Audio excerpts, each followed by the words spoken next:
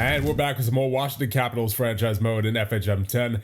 And in this one, we have the playoffs of year number 8, starting out against the New York Rangers in round number 1 after going 52, 24, and 6 during the regular season, where we made a lot of changes. We moved out Peter Kochetkov, we moved out Metcalf, O'Brien, Kartai, LaPierre, Artamanov, Coots, Cameron. There were so many departures and so many new faces during the course of this season, and yet we managed to make it work. So with that, let's get into game number 1 against the New York Rangers, and it will be a 4-3 Washington Capitals victory. Shots are 40-19 in favor of your Washington Capitals. 3 stars of the game, Kulik on his old team, Demidov, and Afanasev. So first period, Yuri Kulik, once again on his old team, scores from Afanasev and Crystal, but then Luke Hughes. I will never I will not get used to seeing that name on the Rangers. And then Philip Hedl makes it a 2-1 game, but then Igor Afanasev from Kulik and Bourne makes it a 2-2 game. And the second period, Kartai with the goal, 23 seconds in, so the former Cap coming back to bite us. And then Tomas Galvis with a goal from Carrier and Carconi to make it 3-3. And in the third period, you have Yuri Kulik with the game-winning goal on his old team from Riley Kidney. That'll give us the 1-0 series lead. Here we go. Game number 2 will be a 7-1 Rangers victory. Oh dear, that's not what you like to see. Shots are 45-26, and it was 7-1 in favor of the Rangers. Oh dear, that is that's ugly. So we outplayed them in terms of possession, but they got the quality shots. It looks like 3 stars of the game: Fox, Malik, and Alger East. First period, they wasted no time in taking over. Adam Fox with 2 goals right off the bat, and then Ryland Singh and Cody Columbus with the goals to make it 4-0 before Ryan Lynn scores from Michael Misa and Andrew Crystal to make it 4-1. But then in the second period, Jakub Demek scores, and then Isaac Rosen after him to make it a 6-1 Rangers lead. And then Connor Zary in the third makes it 7-1 Rangers. Oof. Here we go. Game number 3. This time in New York, it will be a 4-1 Rangers victory. Shots were 38-35. Favor your Washington Capitals. 3 stars of the game: Fox, Malik, and Demidov. First period, Toropchenko with the goal from Kulik and Tite makes it 1-0, but then it's all Rangers as Hamilton and Demidov with the goals for them before the start of the second period to make it 2-1. No scoring in the second, and then Rosen with 2 within the matter of 18 seconds, 17 seconds of each other to make it a 4-1 Rangers victory. All right, game number 4. Come on, guys. Big game number 4 here. Oh, no. A 4-3 Rangers victory. Shots with 39-29. So we once again outplayed them in terms of shots, but they made them count more often. 3 stars of the game: Norris, Kidney, and Demidov. First period, Afanasev on the power play from Kidney and Lynn makes it 1-0. But then you have Norris and Rosen with the goals to make it 2-1. And then Afanasev from Kidney makes it 2-2. But then in the third, Demidov scores for the Rangers. Kulik gets it tied at 3 from Bourne, but then Adam Fox with the game-winning goal less than a minute later seals the deal for the Rangers, and we're down 3-1 in the series. Come on, guys. All right, here we go. Elimination game number 5. Come on, Washington. And we have a scoreless first period, so I guess I'll take it, but we need to get a goal on the board here. Come on, guys. There it is. Ryan Lynn from Carconi and Tite makes it 1-0. And head into the third period. And there it is. That's all we needed, apparently. We get the 1-0 shutout victory as the shots were 32-31 in favor of your Washington Capitals. 3 stars of the game: Knight with the shutout, Rosen, and Carconi. All right, game number 6. Come on, Washington. And we push it to 7. Another scoreless first period. Okay. I mean, it worked out for us last time. Come on, Washington. There it is. Yuri Kulik from Levshunov and Kidney makes it 1-0. We are out shooting them like crazy, but Philip Hedl gets the goal for the Rangers from Power and Kartai, so we're tied at 1. Come on, Washington. Oh no, Josh Norris with 2:11 remaining in the second period. Come on, big third period. Big third period, Washington. Come on, Washington. Somebody. Oh my goodness, a goal for the Rangers. I didn't even see who it was. I clicked too quickly. And we're out in the first round once again. And that was 35 shots to 21 too. 3 stars of the game: Norris, Kulik, and Hedl. Oh man. It's not looking good for Guy Boucher. I'll just say that right now. I am heavily leaning towards not extending him. His contract expires this year. I don't think an extension is in the cards here for Guy Boucher. Not after what we've witnessed for the past 2 seasons. And especially with the runs in the regular season that we went on this year. I mean, we looked like a very good, we were probably, after we made those trades, those several trades over the course of a month, we were probably the best team in the league from that point forward, right? I mean, obviously Chicago finished ahead of us in the standings, but from that point on, I guarantee you we were the best team in the league. And for whatever reason, we just crumble in the playoffs like it's nothing.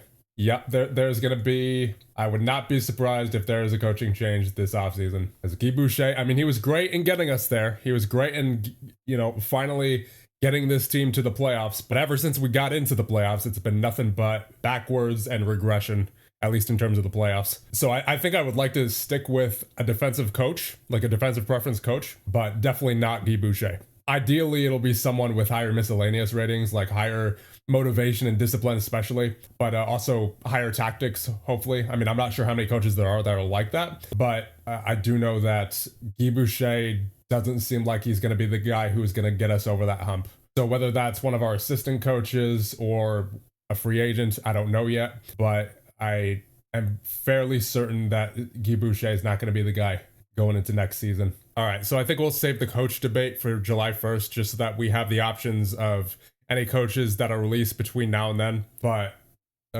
this should have been a much, much better ending to the season than it was. I guess we'll take a look at the playoff stats. Not that there'll be much to see, but we'll look anyway. Kulik on his former team gets 6 points in 6 games. So you can't say that trading Kartai was the wrong idea here. I mean, it would have been great to hold on to him, don't get me wrong, but Kulik did perform in these playoffs, so it wasn't a worthless trade, is my point. In fact, it was a very good trade, in my opinion, because, Kartai wasn't going to re-sign with us anyway. Then you have Afanasev and Kidney with 4 points, 3 for Lynn, 2 for Bourne, Carconi, and Crystal, and Tite. 1 for Galvis, Toropchenko, Carrier, Levshunov, and Misa. Only 1 for Misa, really. Wong was injured, Royston's injured. Elaine Samake, DeRuio, Kingersky, Lambos, and Anderson, and Mata, Suzdalev, all with no points. The really surprising ones here are Lambos and Suzdalev without a point. Mata, I kind of expected to get a few points here and there too, but just not a very good performance all around for this team in this round. And that's in contrast to the regular season that we had. So I really think we need a new coach. And in goal, oof, Knight, dude, what? You're so confusing. You are so tough to figure out. Because in last year's playoffs, he had a 938 save percentage. And then in the regular season this year, he had a 910. Regular season last year, he had an 893.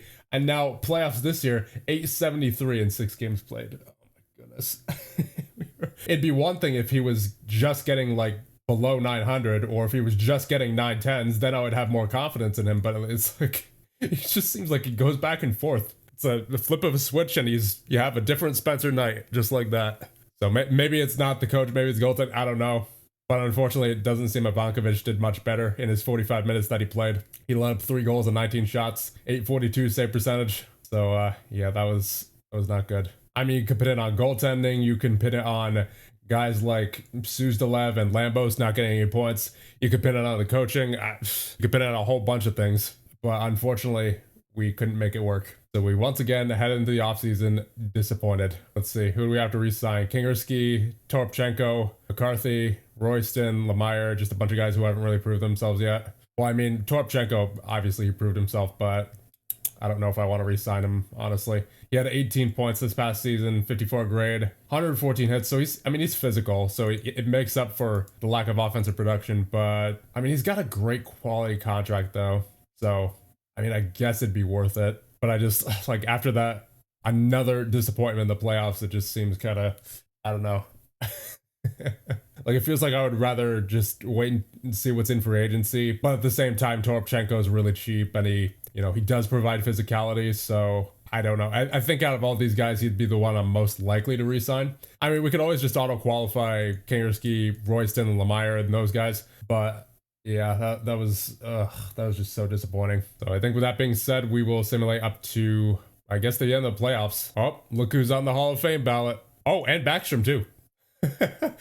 Two former Capitals on the Hall of Fame ballot in the same year, even though they retired in different years as well. Actually, is Carlson on here? It doesn't look like it. No, Carlson's not on here, but Ovi and Backstrom definitely have to vote for them. And it looks like we will have a Canadian Stanley Cup champion is between Calgary and Montreal in the Stanley Cup Finals. Yeah, I'm sorry, Guy Boucher. I can't.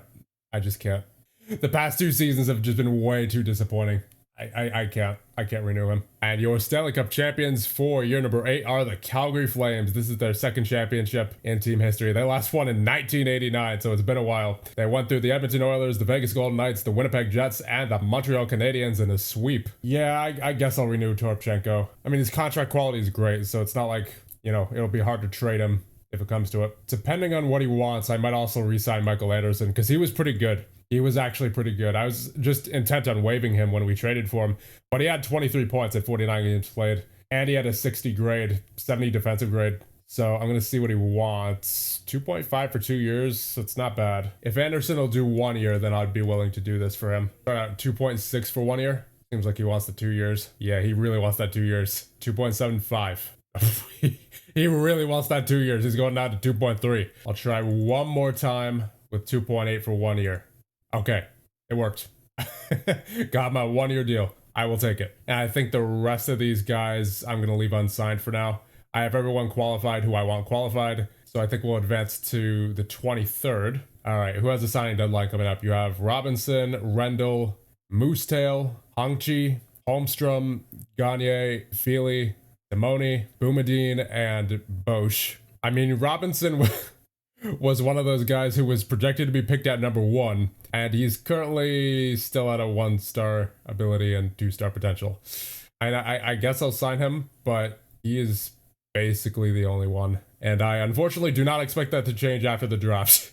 All right, time for the awards ceremony. For the Ted Lindsay and the Art Ross, you have Connor McDavid, who is 34 years of age at this point. He had 124 points this year. He's not slowing down at all. Maurice Richard, Connor Bedard, with 58 goals this year. And the Lady Bing goes to Jesper Bratt. The Bill Masterton goes to Axel Sandin Palika of Detroit. Mark Messier Leadership Award goes to Alex DeBrincat. And the Jennings Trophy goes to Spencer Knight. So we once again get the Jennings Trophy. Definitely not the trophy I would like at this point, though. And the heart between Bedard, Hughes, and McDavid is Connor McDavid. For the Conn Smythe, you have Michael Hage of Calgary with 26 points in 22 games played. For the Calder between Victor Fedorov, Jesse McKinnon, and Landon DuPont, it is Jesse McKinnon of Arizona. For the Norris between Kel McCarr, Carson Lambos, and Charlie McAvoy. Come on, Carson. Kel McCarr with 87 points in 79 games played. Understandable.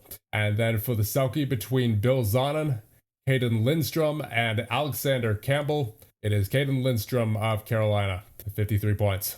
And for the Vezina between Hellebuck, Sorokin, and Vikman, it is Ilya Sorokin of Chicago with a 926 save percentage and 6 shutouts in 66 games played. GM of the Year between Kyle Davidson, Bill Armstrong, and Kevin Adams is Bill Armstrong of Arizona. And for the Jack Adams between Martin St. Louis, Derek Plant, and Jim Slater, it is Martin St. Louis of Montreal. So here's our season summary. We reached the playoffs at a winning season. Winning percentage of 600 or better. We finished first and met our objective. Longevity bonus of 7, bringing our total season score to 36 and total career score to 140. 7 available points. And you know what? Just given our coaching situation, I'm going to start putting points into tactics just in case.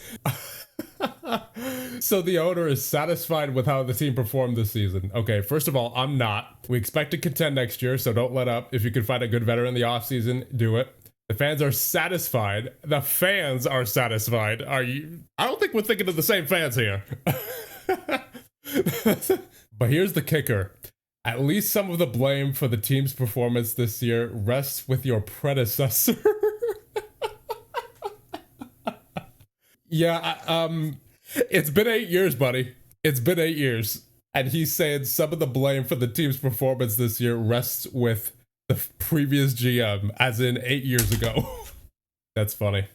That's really funny. Oh, look who's in free agency. Ty Kartai. I might honestly go after him because I didn't want to trade him in the first place. The only reason I traded him was because he was going to test the market. But let's just see what he wants. Only 1.7 for 3 years. That's really good. That's really good for Kartai. In fact, yeah, I'm going to do that. I am going to do that. In fact, I'll go 2.1 for 3 years just to make sure that he comes back, because that is a fantastic deal for Ty Kartai. And I really like his personality as well. Big game performer. We got to bring him back. We have to. There's also Adam Fantilli in free agency. Now I know he would cost an arm and a leg probably to even sign. Well, actually 7.5, that's not bad, but still we do have to be mindful of the financial situation. And of course that does include renewing our captain Carson Lambos, which I will do right now. 8.3 for 4 years. I mean, yeah, that's a good catch. I'm willing to give him a lot, and the fact that he only wants 8.3, that's very good. That is a very good contract for Carson Lambos. I will try to get him down to hopefully around 7.7, somewhere around there. So I'm going to start at 7.2 and see where we go from there. All right, I got him down to 7.65 for 4 years. Not bad if I say so myself. Submit offer. Then I think I'll wait on the rest of these guys, but I definitely did want to get Lambos locked up now. Our team's salary is only at 68 million right now. We could technically afford a big splash here, because our best center is Misa with a 3.5 star. Who do you kick out though? Who do you take out? Because that would put Misa in the role that I wanted Mata to be in. I know Mata didn't have the greatest season statistically last year, but I feel like he could. I feel like he could have a breakout year this year. Then again, is it really the time to be concerned with breakout seasons? Like, shouldn't we just be going for the best players possible now? Like, I think Mata will be a good player. I really think he will be a good player at some point, but I cannot deny that adding Fantilli to our center core, to make our center core Fantilli and Misa as our top two, that would be fantastic. We could probably afford it. I'm just not sure about the long term yet. Ooh, Carconi wants 5 mil. What's he done recently? He had 40 points last year, 27 the year before. What are you doing in the playoffs? 2 points, 0 points the year prior. How is he physically? 84 hits last season. I don't know. That's quite an increase from his current salary. What about Tight? 3.7. Then Kulik, 5.3. Yeah, these guys won a lot. If we sign Fantilli, then I don't think we're signing all these guys. At least one of them would not be re-signed. So definitely a lot to consider here. And I think with that, one thing's off here. And the next one, we'll figure out what we're doing about Fantilli. Do we sign Fantilli, or do we just keep our current roster together? So with that, I will see you guys in the next one.